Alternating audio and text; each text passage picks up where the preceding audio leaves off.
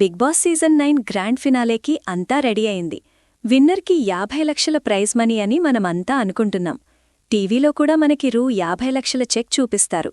కానీ ఇక్కడే ఒక చిన్న ట్విస్ట్ ఉంది. ఆ 50 లక్షలు విన్నర్ చేతికి పూర్తిగా వస్తాయా అంటే రావు. మరి గవర్నమెంట్ ట్యాక్స్ రూపంలో ఎంత కట్టవుతుంది?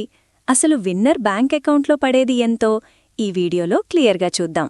భారతదేశంలో లాటరీలు, గేమ్ షోల ద్వారా గెలుచుకున్న డబ్బుకి స్పెషల్ ట్యాక్స్ రూల్స్ ఉన్నాయి.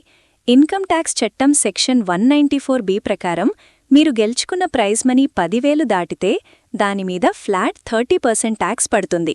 అంతేకాదు, దీనికి ఒక 4% సెస్ కూడా యాడ్ అవుతుంది. సో మొత్తం కలిపి 31.2% డబ్బుని ట్యాక్స్ డిడక్టెడ్ అట్ సోర్స్ కింద ముందే కట్ చేసుకుంటారు. ఇప్పుడు మన బిగ్ బాస్ 50 లక్షల ప్రైజ్ మనీని లెక్కవేద్దాం.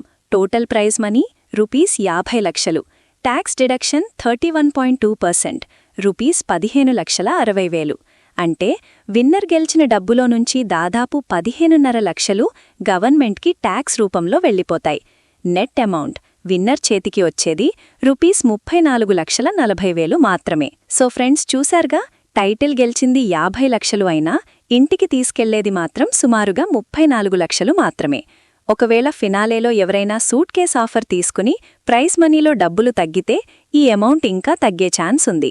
మీకేమనిపిస్తోంది? గేమ్ షో విన్నింగ్స్ మీద ఇంత ట్యాక్స్ ఉండడం కరెక్టేనా? మీ అభిప్రాయాన్ని కమెంట్ చేయండి. ఈ వీడియో నచ్చితే లైక్ చేసి సబ్స్క్రైబ్ చేసుకోండి.